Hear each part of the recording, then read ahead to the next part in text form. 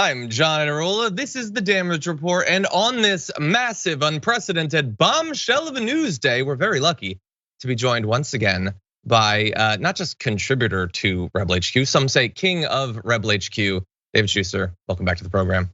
John, it's not just about the Presidential Records Act. I'm gonna be screaming this bloody murder until people listen. It's not just that. But anyway, we'll get into it.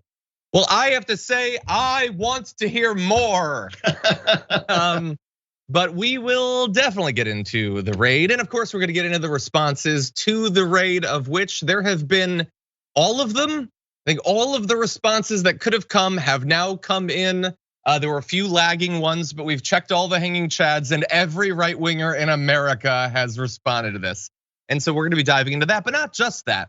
We've got some fascinating political ads targeting Herschel Walker.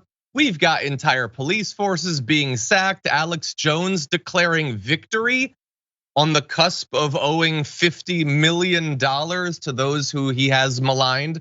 We've got all of that and even more. We've got Malcolm Gladwell, not live on the show or whatever. He's busy on his couch, but we're gonna be talking about him and some of his recent statements about working from home. And in advance of that, if you wouldn't mind hitting the like button and sharing the stream, that would be great. And if you want to send us any comments, tweets, super chats, perhaps if you have thoughts about the raid on Mar-a-Lago, if you have thoughts about, well, will Trump take this in stride? You can send us those messages and we'll respond as we go. But with all that said, David, are you ready to jump into news? Yeah, let's do this. This is gonna be something else today. Okay, let's do it. Let's start with this. The raid began early Monday morning, and the search was already underway at that point, and that it continued, I believe, throughout the day. And so, and that in fact, and I'm gonna read this to you now, this source said that law enforcement personnel appeared to be focused on the area of the club where Trump's offices and personal quarters are, which makes sense. My advice would be careful what you touch in his personal quarters. But they apparently went and touched a lot of stuff, records, and they went into his safe, and everyone's freaking out because he has been raided, and that is big. You don't generally have presidents in America get raided, not because they don't break the law, they all do as a matter of course, but they're the president, and so they're generally not just above the law, but looking down on it like Zeus of old. But Trump did respond almost immediately to this raid, and considering how big this is, we wanted to start off with what he had to say. And then we're gonna dive into some of the details and speculate a little bit about what this might really be about. Is it just about the presidential records? David Shuster tells me it's not. But first, here is what Trump had to say. These are dark times for our nation as my beautiful home, Mar-a-Lago in Palm Beach, Florida, is currently under siege, raided, and occupied by a large group of FBI agents. Oh, they found an occupation they're against. Nothing like this has ever happened to a president of the United States before. After working and cooperating with the relevant government agencies, this unannounced raid on my home was not necessary or appropriate. Prosecutorial misconduct, weaponization of the DOJ, and an attack by the radical left Democrats who desperately don't want me to run for president in 2024, especially based on recent polls. Blah, blah, blah, lots of stuff. First of all, the polls recently for 2024 have not been great. They in fact showed Kamala Harris even beating him, which is a bad position to be in as a prospective candidate. They didn't announce the raid. Sure, you're under investigation and there is no reason to extend to you any trust or faith that you wouldn't immediately destroy whatever evidence it is that you're holding. In fact, in the last news cycle, we know that you frequently rip up papers and throw them in the toilet. And so yes, they're not gonna announce it ahead of time. That said, are they going beyond what the DOJ, what the FBI should be doing? We're gonna dive into these questions and more. For now though, we know that the search was at least officially focused on material that Trump had brought with him from DC to Mar-a-Lago. Many pages of classified documents, which are not his personal property. You can't just take those after you leave the White House. It apparently went on for hours. It did result in the seizure of paper records. Trump had an attorney there. And Mr. Trump, in advance of this, had allegedly delayed returning 15 boxes of material and had been fighting with the National Archives for literally months. So he says that he'd fully cooperated. First of all, none of this needed to happen, but even if it did, you could have returned all of those documents a long time ago. It seems as if he didn't return all of them. But anyway, that's about the papers. David, first of all, look, I want your reaction to what is a massive development in the news that I did not think was likely to happen anytime soon. Even if I thought it was gonna happen, I wouldn't have thought it was on this topic. But is it even about this topic? There's a lot there, but what do you think? Well, it's massive for a couple of reasons. First of all, in order for the FBI to carry out this raid, they need to get a warrant from a federal judge. In order for a federal judge to sign off on something like this, there needs to be probable cause that a crime was committed. Under Department of Justice guidelines, when you're going after a public official, never mind a president of the United States, it needs to be an even higher threshold. And when you're talking about the president of the United States, it gets signed off by every level of the Justice Department, including the Attorney General, who's gonna say, was there a crime committed? You better be damn sure.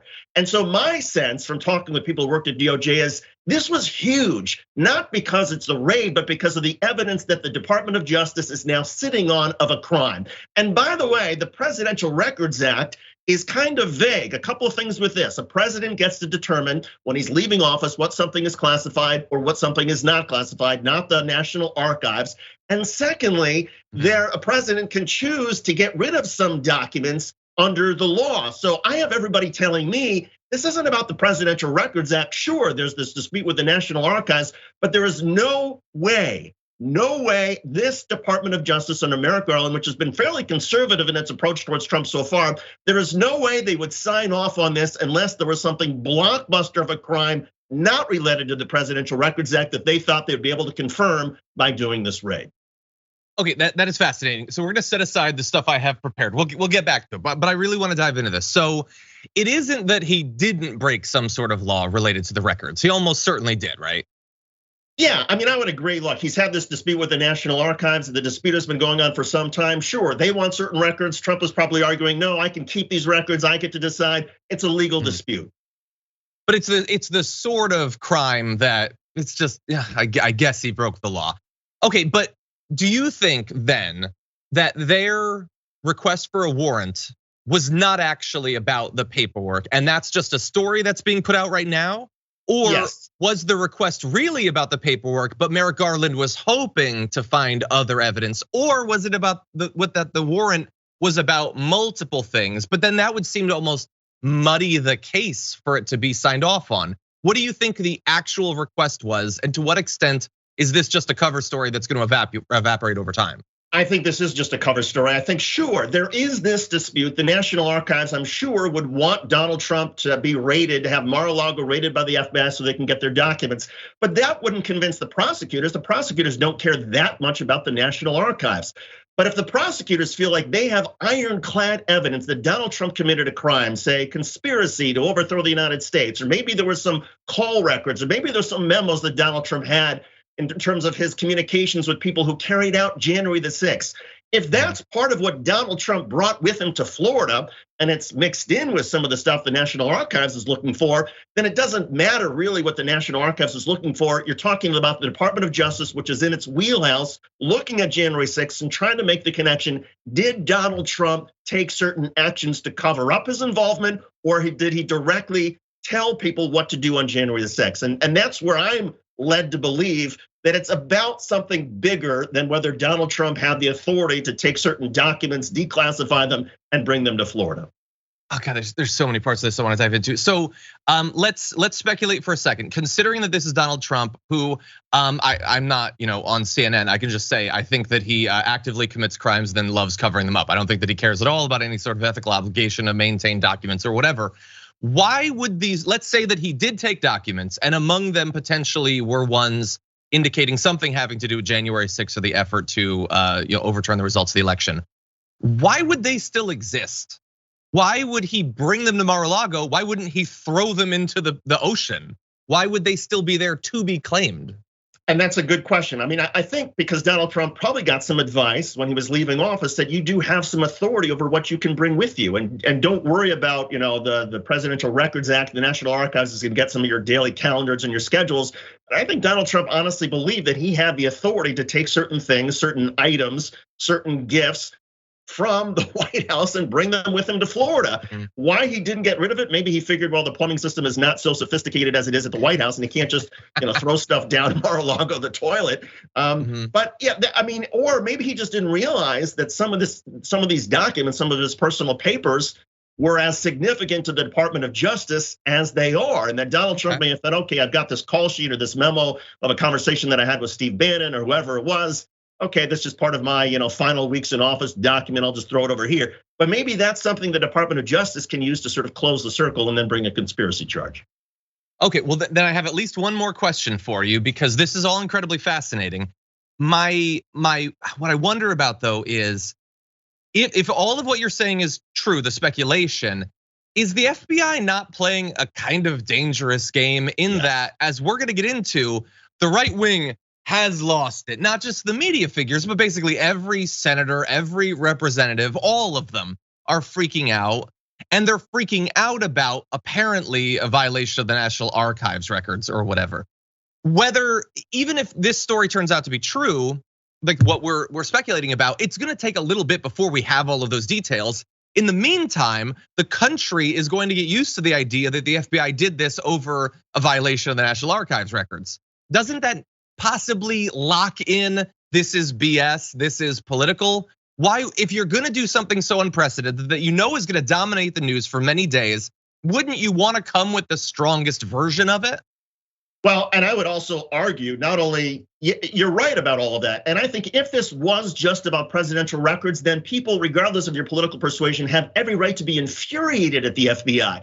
And that's why I think it's incumbent on the FBI and the Department of Justice to reveal your hand now, for the sake of the integrity of your institution. This is the first time an ex-president has been raided. You have an obligation, Department of Justice, to come before the American people, issue a statement, hold a news conference with Merrick Garland and the director of the FBI, have the two of them there and say, this is the evidence that we have that convinced us we needed to do this. This is serious stuff. It's not about National Archive materials. It's about criminal conspiracies. Whatever the charge is, they have an obligation to come forward to the American people now. They can't wait 3 weeks, 4 weeks for people to sift through these documents. I think the institution and the integrity of the FBI and the Department of Justice is on the line right now. You have people calling for a civil war, and they are right to be infuriated if this is just small potatoes like National Archive material. If you've got something more, which I pray there is, because otherwise the Department of Justice is in a heap of trouble, but they have an obligation for their own reputation, their own integrity, to come to the American people right now and say,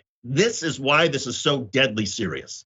Yeah, I think everything that you just said is true. I would add, you are being reasonable, but let's also bear in mind that there are a lot of people who are not reasonable out there. So in a hypothetical world where instead of what we're calling sort of the cover story for the FBI being what they go with, if they instead said, no, we have very strong evidence that he was directly trying to create violence on January 6th. We have blah, blah, blah, all this stuff.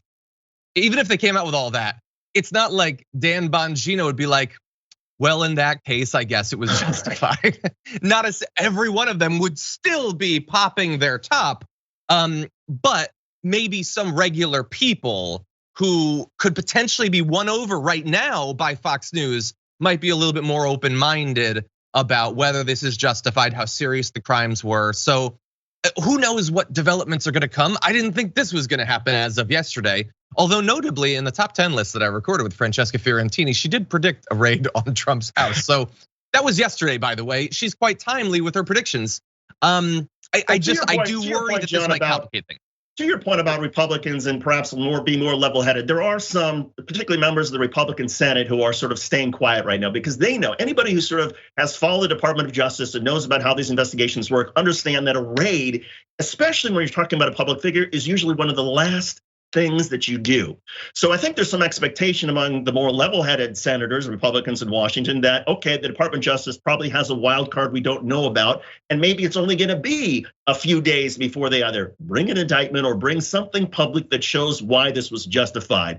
The people who are going out on a limb are people who are just, are lunatics. Mark Levin said this is the worst attack on the Republic in modern history. Really? Worse than 9/11? Worse than Pearl Harbor? That's how crazy these people are. And the idea is when you have lunatics like the right does, it actually diminishes some of the more level-headed discussion that is coming from the right, from people who are like, okay, but if this is just about presidential records, doesn't that seem like an overreach?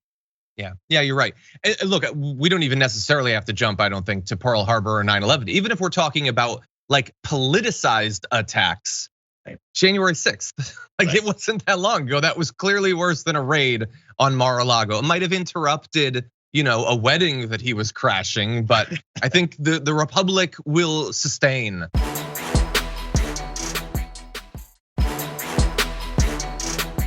What are the ways that this could shake out? He's been raided. They've got whatever it is that they got. Maybe it's what they wanted, maybe it's not. The FBI is now looking into this. I'm assuming some of those documents will make their way to the January 6th committee if it does turn out that the documents bear on the insurrection. So what could possibly happen in the next few weeks, in the next month? David, I'm really curious about your opinion. If it turns out that this is just about the documents, then I could see there being a backlash, in the immediate months leading up to the midterms. I would hope that if it isn't just about this, then the timeline to come clean about that, to at least imply what they found, if not outright release or state what they found, would be pretty brief. I feel like people are gonna want answers about this. So what do you think are the most likely scenarios for how this develops?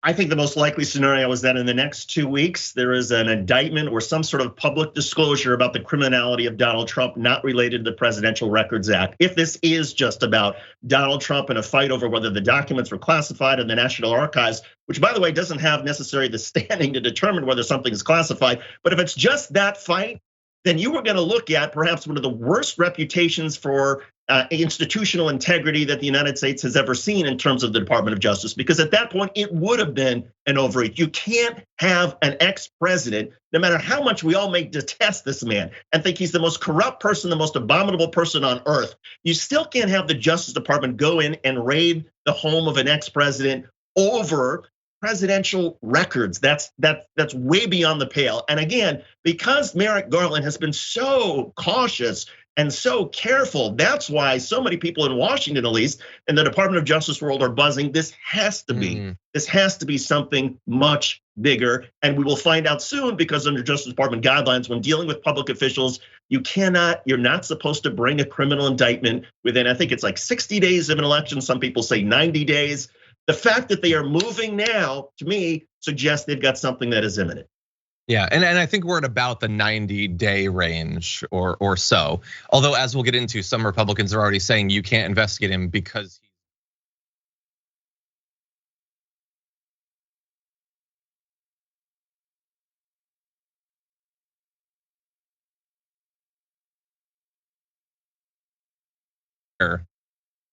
we're good. Okay, that's weird. I don't remember exactly what point I was making. Okay, then we're gonna. Damn it. Well, 2024, here's the interesting thing, because there's this argument that if you violate the Presidential Records Act, there's a punishment there that suggests you cannot hold office again. You cannot be an official government employee. So there's some people, former Clinton, who have been floating this idea that no, the Presidential Records Act is like what taxes, not paying your taxes were to Al Capone. That's what they're gonna catch Donald Trump. To me, that's small potatoes, and that's too cute. And I don't think the Justice Department would go for it. Yeah, and I've also read some analysis of that saying that if that were to ever be invoked, it would be challenged, and the Constitution doesn't give the legislature the ability to set by law standards for being president, aside from impeachment. Specifically, that's stated in the Constitution. But we'll see with that. Okay, the one I remember the last point I wanted to make. So you were talking about how everyone's reacting to the fact that this is Merrick Garland, of course, and he seems like a very cautious guy, and there's no way that they did this without Merrick Garland giving the okay to it, correct? We can all agree on that. Right, absolutely. No, I mean, they're duty bound under something like this to go to the Attorney General. Yeah, well, I mean, I can't help but remember 1 week, maybe 2 weeks ago, he gave that interview where he was asked about, there are some who say that it's too politically dangerous to go after the president, and he seemed oddly sure of himself as he was saying, there's no one that we wouldn't investigate. And there he was talking about January 6th. He wasn't talking about national records. This had to have been in the works for at least a little bit. I wonder, is that what he was referencing? Was that him telegraphing that something is coming and it ain't just about, some paperwork? Well, it is really smart of you to bring that up, because this is the sort of thing that usually does take weeks of discussion. You can't just say, oh my God, look, we've got a smoking gun and we think the bullet is at Mar-a-Lago. Go, go, go. It doesn't happen that quickly. I mean, there's all sorts of levels of discussion, particularly given the historic nature of this, that I think certainly within the last couple of weeks, if not even longer, that the Attorney General was aware of what his investigators had found and what they were looking at. And there was probably some sort of debate initially about, is this something we can really do? For Merrick Garland to give the green light, he had to have known within the last couple of weeks at least, if not longer, what it is that the Department of Justice, the FBI had collected already that was beyond probable cause that Donald Trump committed a serious crime. And so I think it's perfectly smart to marry up what Merrick Garland and what his demeanor was a couple weeks ago with this action that happened yesterday. Well, we're going to be watching to see if there are any developments today. For now, though, we will be taking a break and coming back to some of the reaction to last night's events after this.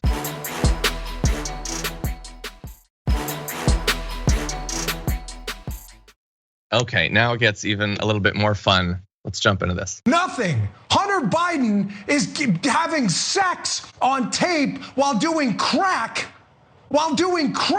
And what is he doing? He's living in a Malibu mansion. So the right has had to process the raid on Trump's house at Mar-a-Lago in a lot of different ways. Not many of them have focused on Hunter Biden having sex on tape and doing crack, but that's how Dan Bongino gets through these difficult times, by focusing on Hunter Biden's sex life. What exactly about having sex even on tape is illegal, he does not clarify. But he knows deep down there's something Hunter Biden has done that should result in him going to jail. And if you can't stop Donald Trump from being raided, if you can't stop an investigation into his crimes, it's important for the right, it's becoming clear, that everyone else suffer. That they investigate, name a person, either Joe Biden or Hillary Clinton or Hunter Biden or someone, I don't know. They don't seem to like Pete Buttigieg these days. Maybe he did something.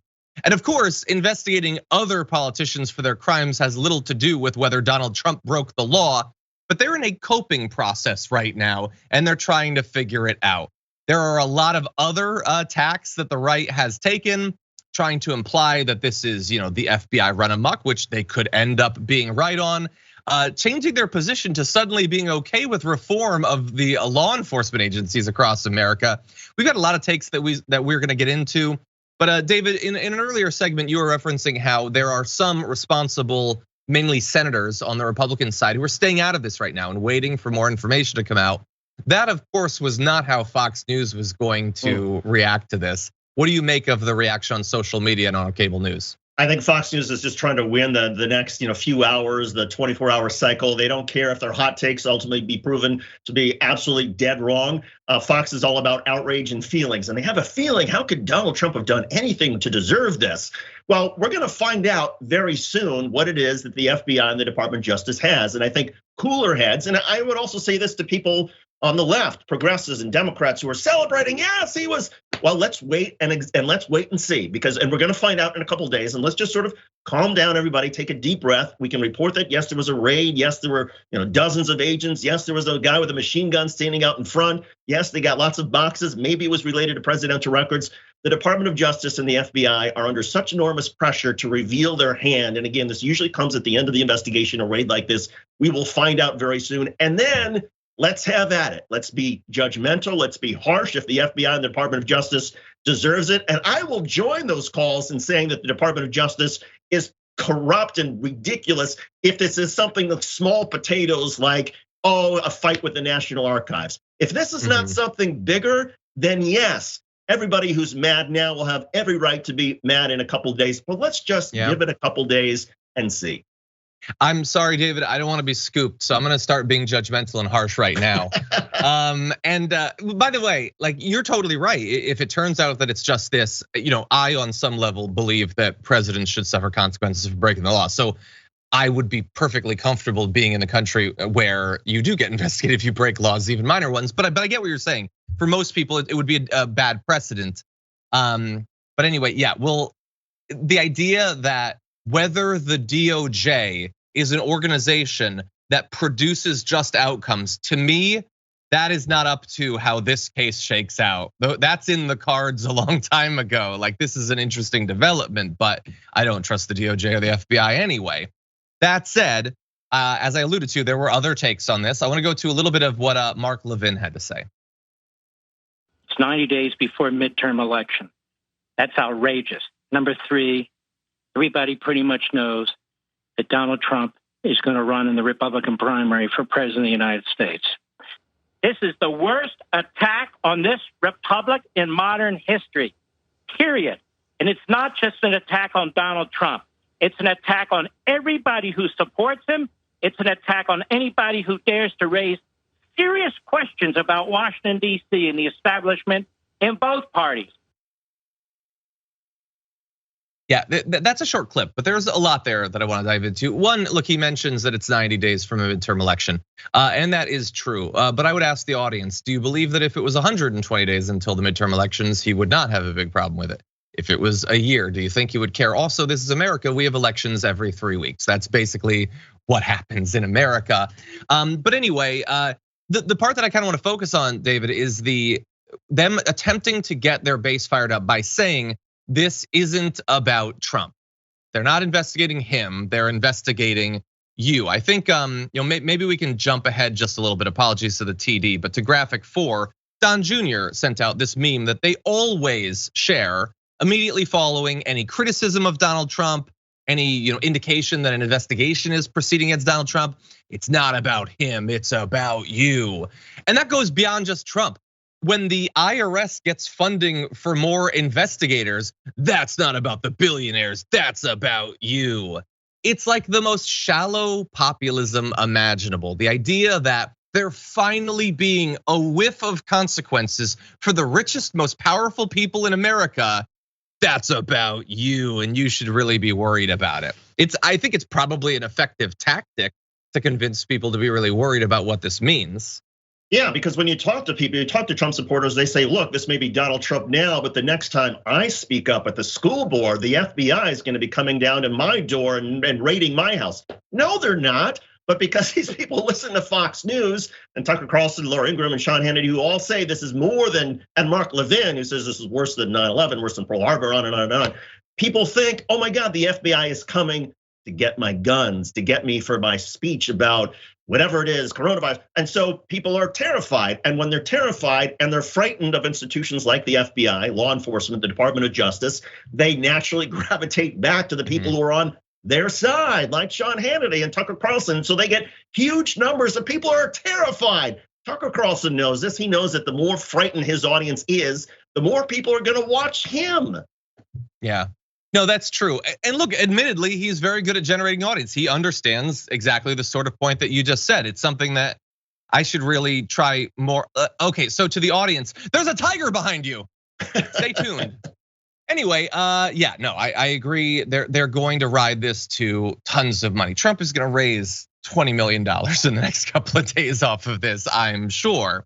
But I want to turn to one other avenue for criticism following the raid, and that is something needs to be done about the FBI or the DOJ or everyone. Something needs to be done. Listen to Laura Ingraham.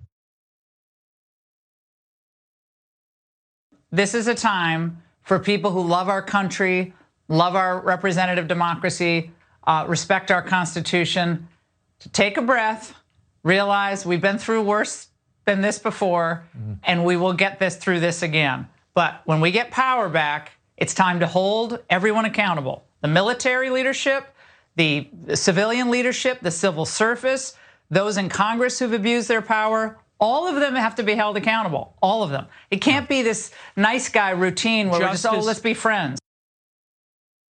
So there's a couple of things I love about this. One, the idea that up until this point, the right has been the nice guy. It's interesting. I must have dozed off there for a bit and missed something. The other is everyone calm down. We've been through worse. We'll get through this. I heard her say that and I thought, wow, this is the most calm and rational and lucid Laura Ingraham's been for some time. But she immediately transitioned to, and there was no cut. It was from one to the next.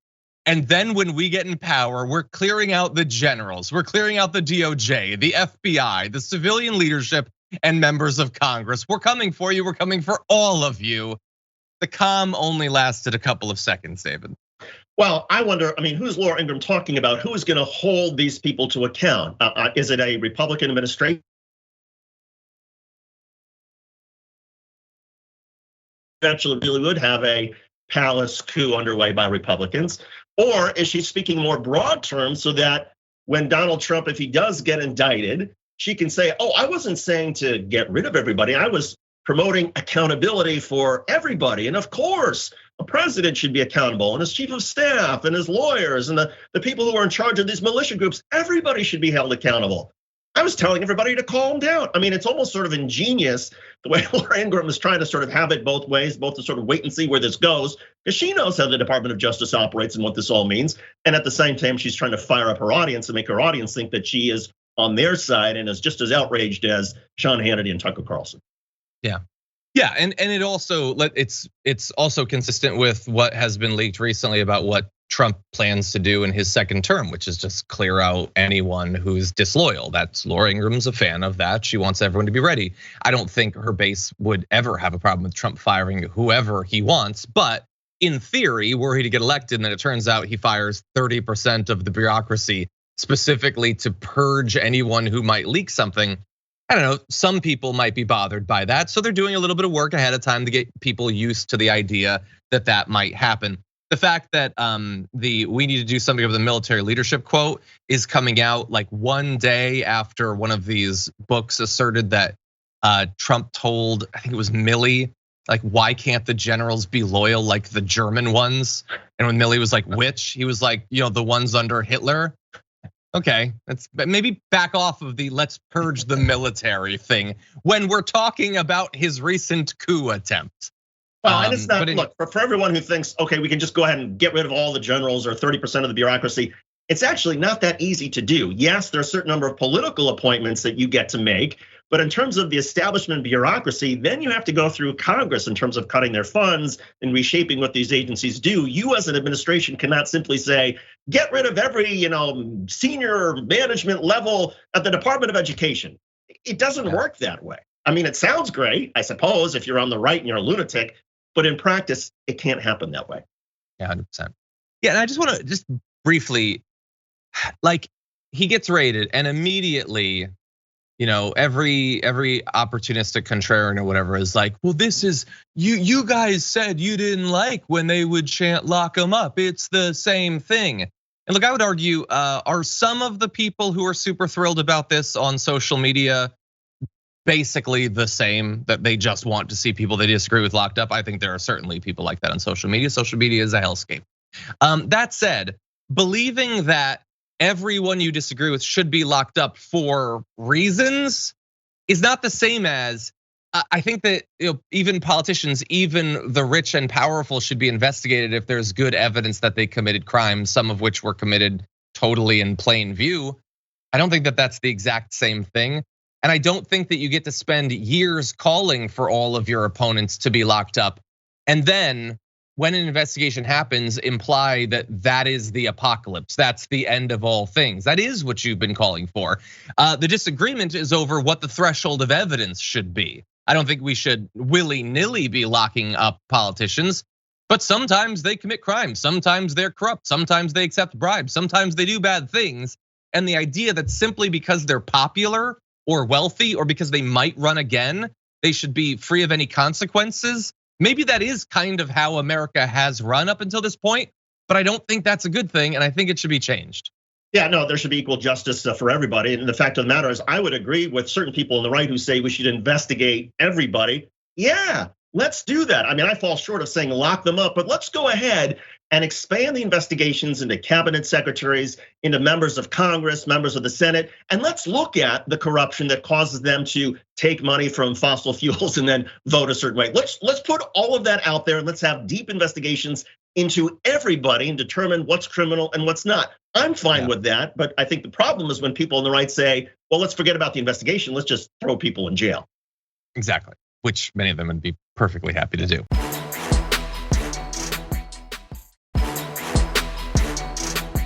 It's safe to say that Marjorie Greene has not taken the recent raid on Donald Trump well. And her meltdown evolved over time on social media. Even though she is technically banned from social media, she gets to use her official congressional account the same exact way she would be using her personal one. And so we first got this, the upside down flag, which has a meaning. It has to do with grave harm to the republic, those sorts of things. So a little bit of an exaggeration, but she immediately posts that. And then jumps to, this is the rogue behavior of communist countries, not the United States of America. These are the types of things that happen in countries during civil war. The political persecution must stop. I don't know what communism has to do with literally any of this. I think there are plenty of corrupt countries that operate under unfettered capitalism that lock up political opponents. So that's a weird flex there. But she is also, of all of the people who love chanting, lock up Hillary Clinton, lock up who, lock up Biden, lock up Hunter Biden, she is perhaps the most enthusiastic. So for her to talk about the political persecution must stop is a bit fresh. But she also agrees with something that we've seen quite a bit of since the raid, and that is that the FBI needs to go, tweeting in all caps, defund the FBI. Remember how that was a bad framing for defund the police? Well, it's good now when it comes to the FBI. See, the police, they are brutal to regular people. The FBI investigates the wealthy and well-connected. So it makes sense that you got to keep the one with the boot on the neck of the regular people and get rid of the one that could potentially investigate her. That makes sense to me. If that's not on the nose enough, the defund co-optation, Liz Wheeler just tweets, abolish the FBI. It's one of these right-wing media people. Well, but you stole that too. You said we couldn't do that with ICE despite the murders and rapes and abuse and all of that. Anyway, she apparently is informed of the fact that that's hypocritical, and then responds, the people claiming abolish the FBI is the same as defund the police are the same people who say men can be women. Reality isn't your strength. Good to know you're cool with a communist FBI though. If you're waiting to find out if she's gonna define what is communist about investigating President Trump, she is not going to, we don't know. And she also, by the way, like all of them, continues to insist that Donald Trump won the election. So the whole reality thing loses a bit of its sting there. But anyway, there's more to it. Threats of what is happening will not be tolerated. We are coming. I don't know what that means. Does that mean another insurrection? That's probably what it means. They love throwing out these empty threats. Scott Adams tweeted, I will allow my government 48 hours to explain itself.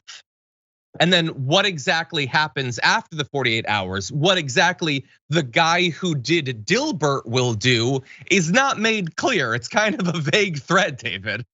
Maybe he's threatening to leave the country, and maybe Marjorie Taylor Greene can leave as well. That if we don't defund the FBI and federal law enforcement, then Marjorie Taylor Greene decides, no, this is, oh, wait a second. I think those are Republicans who were telling Democrats a few years ago, worrying about George Floyd to, well, in any case, I love this, that Marjorie Taylor Greene wants to defund the FBI and others want to abolish the FBI, because this is a starting point. Let's go ahead and have this conversation about, okay, well, what would you replace the FBI with? What would you replace federal law enforcement? How would they be different? Because I think we do need to take a very strong look at law enforcement at every level, the local level, the state, the federal level, and look at this culture that is causing too many innocent black people to have the hell beat out of them by rogue cops. And that also extends to a certain extent to certain federal agents. So yeah, let's have this conversation. Let's tear it all down and see what's the best way we could build it back up. And if you want a serious conversation, Marjorie Taylor Greene, what would you propose in lieu of the FBI? How would you do it? And let's have this discussion. But I don't think she's capable of discussion, so this is probably a meaningless point on my part. Exactly. Yeah, I don't think she's going to take you up on that. Super fast. I just want to respond to a couple of her points. Elections are how Americans solve political differences, not by radicalizing our federal law enforcement to take political enemies out. But but on both sides of that, you are the worst possible person to deliver that message. You don't accept the results of any elections. Years later, you don't accept them. So how exactly would that be the means to solve our political differences? You don't accept them. Also, not by radicalizing our federal law. You want to lock up your political opponents. It makes, save America, stop communism. What does this have to do with communism? It's Joe Biden. He's basically a Republican of the 1980s. He's not a communist. This has nothing to do with collectivizing the workforce or anything. I don't even know how that would work. But if you think that she's coming for the FBI and for Joe Biden and all that, that's true. But not just that. She ends part of her screed with, in January, we take on the enemy within, which I take as a threat to Republicans who aren't sufficiently combative. I think that that's talking about continuing to make the Republican Party worse. I could be wrong. She's got a lot of enemies. It's hard to tell at this point. Or maybe she wants another. Maybe she wants another January 6th. I mean, can you imagine how crazy the vitriol would be if Christopher Wray, the FBI director, had not been named FBI director by Donald Trump, and God forbid it had been some other, Democrat or somebody who was a leftover. Can you imagine how crazy people?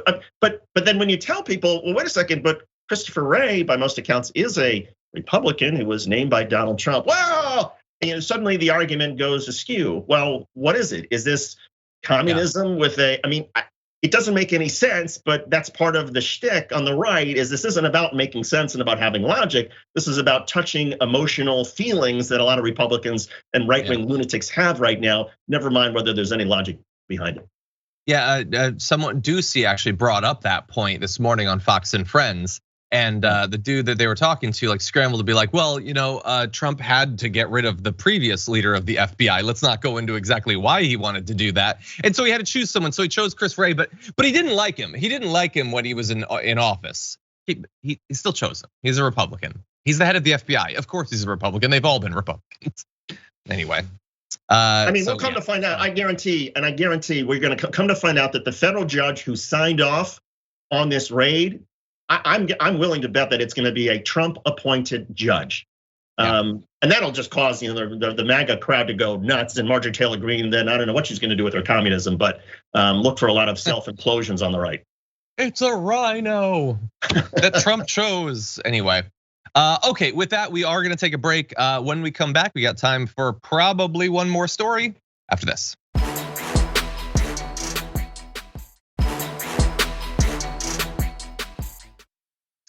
Okay, with that, let's get into one more topic, starting with this. Do you think you know Herschel Walker? Well, think again. Listen to what his ex-wife had to say about him. His eyes would become very evil. The guns and knives. I got into a few choking things with him. The first time he held the gun to my head, he held the gun to my temple and said he was gonna blow my brains out.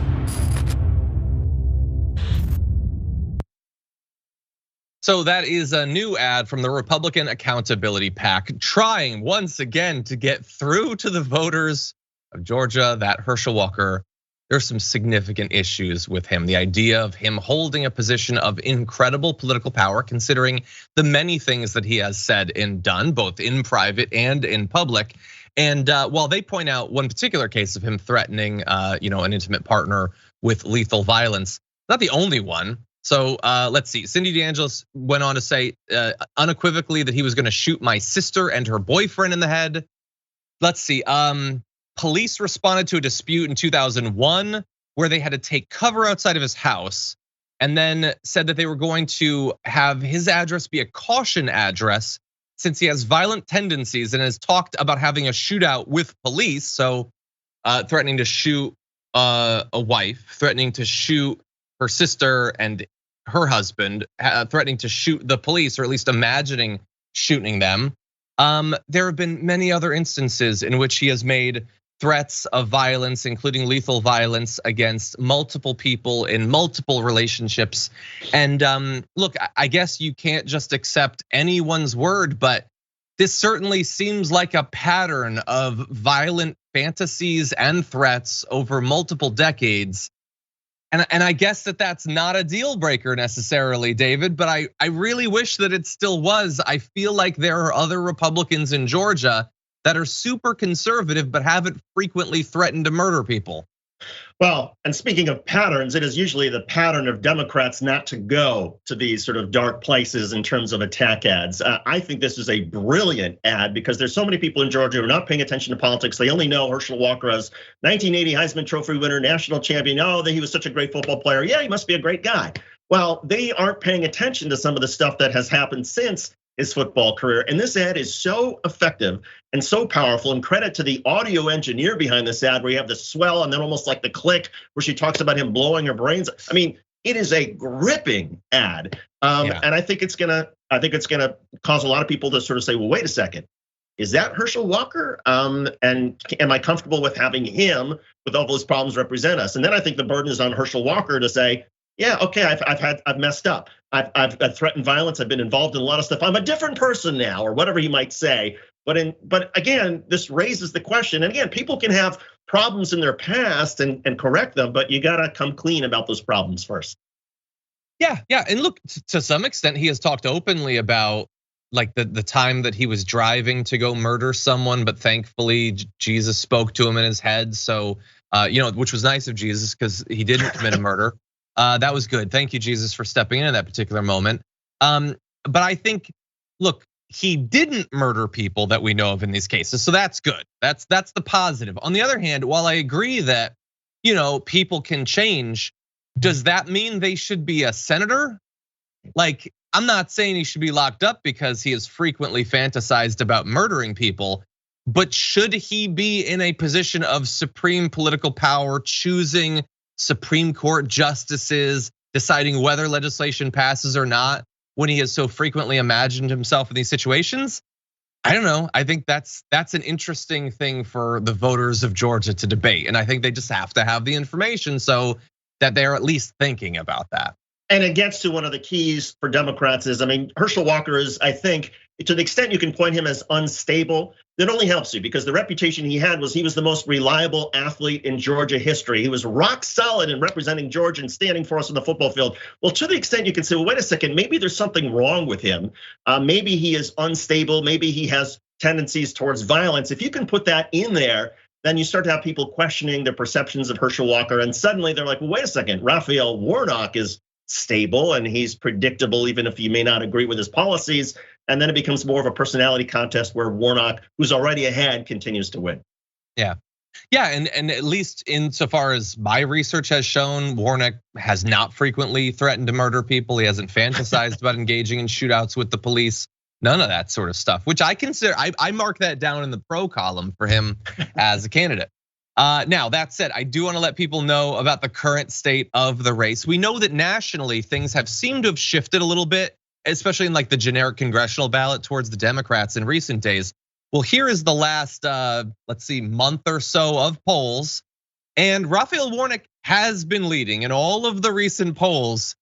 One of them has him at +9, but in most of these, these aren't necessarily the biggest pollsters, and he's only winning by a few points. You would just really hope, David, that he would have a bigger lead considering all of this. Oh yeah, I would hope we would live in a country where if somebody has a Republican or Democratic symbol next to their name, that doesn't cause an automatic reaction by people. But unfortunately, there are plenty of people in Georgia and a lot of other states who are gonna say, Herschel Walker, he's not a Democrat. I don't care if he's an axe murderer, I'm voting for him. That's the way politics, particularly on the right, is being played these days. And the just blind allegiance that so many Americans have, the tribal allegiance to their party. And it's frightening in many. 100%, yeah. But let's bear in mind, the Roy Moore race was pretty close. And Roy Moore, beyond just these threats, he was basically like the Matt Gaetz of the 60s, and yet he was very close to getting into office. In any event, thank you to all of you who've been watching on our linear platforms as well as on the podcast. If you're watching on the full extended show, though, we've got a lot more to talk about, so we'll be back with the aftermath in just a few.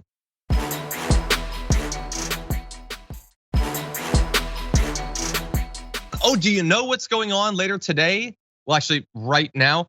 Primaries in multiple states, and we're gonna be covering them as we always do. So at 8 p.m. Eastern time, 5 p.m. Pacific time, you can join Cenk Uygur, David Dayen, myself, and Dr. Rashad Ritchie. We're gonna be breaking down the results live from Connecticut, Minnesota, Vermont, as well as Wisconsin on YouTube and Twitch and Facebook and literally everywhere. And you should definitely join us, it's gonna be fun. Cenk is back, and if you think that after only 2 hours of the main show, he's gonna be like caught up and done opining on all of the major developments that have happened with the raid and with the IRA and with all this stuff. No. You're gonna wanna catch Cenk on his first day back. Amanda says, if the FBI doesn't find the records they're looking for, I recommend looking in Ivanka's coffin. Why would she need a coffin if she was cremated? No, I think some people still do, right? Some people still do burials despite cremation. Imagine if it was just packed with documents, the most messed up thing imaginable and thus believable.